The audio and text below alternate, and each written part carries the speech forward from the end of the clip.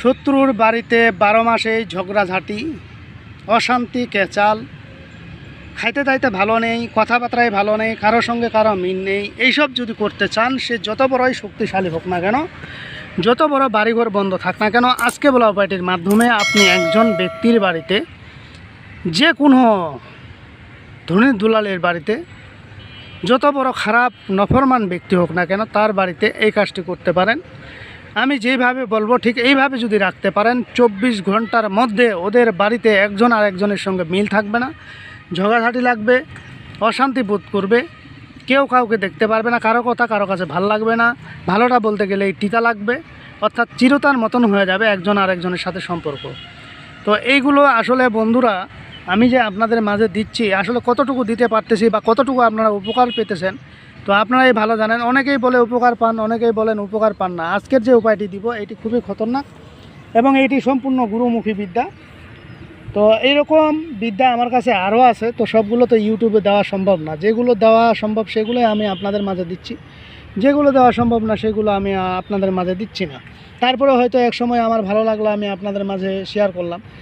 যেমন আজকের বিদ্যাটি, এই বিদ্যাটিতে আপনাকে 3টা জিনিস লাগবে। এটা যদি করতে পারেন, আমার বলা প্রসেস মতে আমি যেভাবে বলবো ঠিক সেইভাবে যদি আপনারা করতে পারেন, তাহলে আপনার 100 এই কাজগুলো হবে, এতে কোনো সন্দেহ নেই। আর এই বিষয়গুলো সম্পূর্ণ যারা বুঝেন তারা তো অবশ্যই বুঝে গেছেন। আপনারা দেখতেছেন আমার হাতে এই পাতাগুলো অনেকেই বলেন পাকুর গাছ, অনেকেই বলেন বট গাছ। আসলে বট গাছ অন্যরকম, পাকুর গাছটাও অন্যরকম। এটাই পাকুর গাছ। পাকুর গাছ 2 রকমের হয়ে থাকে। এটা হলো আমরা বলি পাখির গাছ। পাখির গাছ বলতে, আমি যখন ছোট ছিলাম মাঠে কাজ করার পরে আমরা ময়দানের মধ্যে এসে রেস্ট নিতাম, যখন জোরে বাতাস বইতো, তখন এই গাছের পাতাগুলো ঝুনঝুন ঝুনঝুন করে শব্দ ওঠা শুরু করে দিত। একটা মধুর, একটা সুন্দর একটা শব্দ করতো। তো এই শব্দগুলো শুনলে খুব ভালো লাগতো এবং পাখিগুলো ওই গাছের উপরে বসে গাছের ফলগুলো খাইতো আর পাখিগুলো ডাকতো। একটা অন্যরকম সময় ফিলিং করতাম। তো সেই সময়টা আসলে চলে গেছে, এটা আর পাওয়া যাবে না। তো এই বিষয় নিয়ে এই গাছ দিয়ে অনেক কিছু করা যাবে। এই গাছের উপরে আপনি যক্ষিণী সাধনা করতে পারবেন, এই গাছের উপরে আপনি ধনদায়িনী সাধনা করতে পারবেন, এই গাছের উপরে আপনি শত্রু বিনাশ করতে পারবেন। এই গাছ দ্বারাই আপনি শত্রুর বাড়ির ছেলে বাচ্চাদের কান্না চিরদিনের জন্য উঠায় দিতে পারবেন, অর্থাৎ ওই বাচ্চা কান্না করতেই থাকবে। আর তৃতীয়ত হলো এই জিনিসগুলো যদি শত্রুর বাড়িতে রাখা হয়, তাহলে শত্রুর বাড়িতে আজীবন ঝগড়াঝাঁটি, বিচ্ছেদ, ওই ফ্যামিলিতে কোনো দিন সংসারে শান্তি থাকবে না, কোনো তান্ত্রিক কবিরাজ কাটে দিতে পারবে না। তবে আজকে যে উপায়টি বলবো অবশ্যই আপনাকে দিকগুলো নির্দেশন করে কাজটি করতে হবে। এখন প্রথমত দেখেন, তার আগে আমি বলতেছি, আমার ভিডিওতে যারা লাইক করবেন, শেয়ার করবেন, তাদের প্রতি অবশ্যই আমার দোয়া আশীর্বাদ থাকবে। আর যদি মনে করেন যে আপনি কোনোটাই করবেন না, শুধু ভিডিও ডাউনলোড করে আপনি কাজটি করবেন, আপনি আজীবনও ফলাফল পাবেন না। আর কেউ ডাইরেক্টলিভাবে জানার জন্য কোনো অনুমতি নেওয়ার জন্য ডাইরেক্টলিভাবে ফোন করবেন না। আপনার কিছু জানার থাকলে হোয়াটসঅ্যাপ ইমোতে নক দিবেন, আমি পরবর্তীতে উত্তর দেওয়ার চেষ্টা করব। এই যে আপনারা দেখতেছেন, এটা হলো পাখির গাছ, পাখির পাতা। এই পাখির পাতা দিয়ে আবার দোকানে আপনার বেচা কিনা কম হলে সেটাও কিন্তু বেচা কিনা বাড়ে যাবে।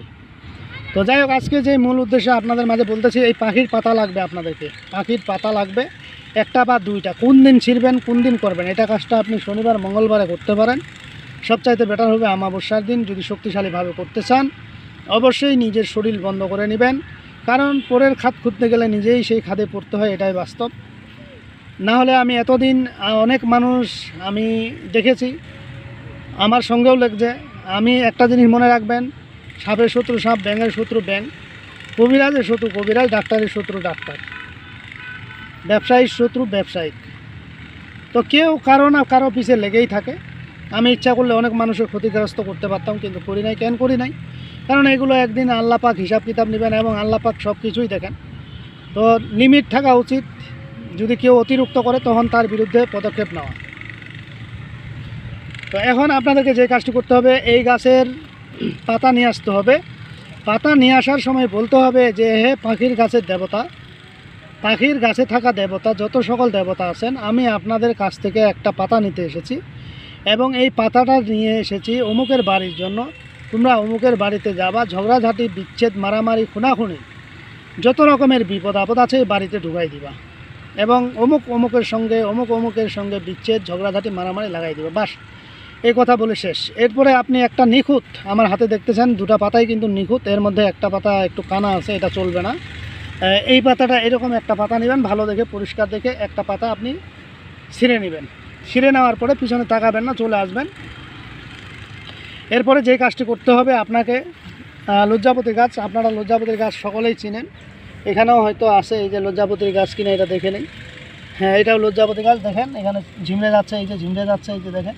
তারপরে আমি আপনাদেরকে দেখিয়ে দিচ্ছি, এই যে এখানে আছে, দেখেন এই যে ঝিমড়ে যাচ্ছে, এই যে ঝিমড়ে গেল, এই যে এখানেও আছে, এই যে ঝিমড়ে গেল, দেখছেন এখানে ঝিমড়ে যাচ্ছে, ঠিক আছে, দেওয়ার সঙ্গে সঙ্গে ঝিমড়ে যাচ্ছে। এই যে এটা হলো পুরুষ লজ্জাপতি গাছ, এটা পুরুষ লজ্জাপতি গাছ। তো এই গাছের আপনাকে শিকড় নিতে হবে।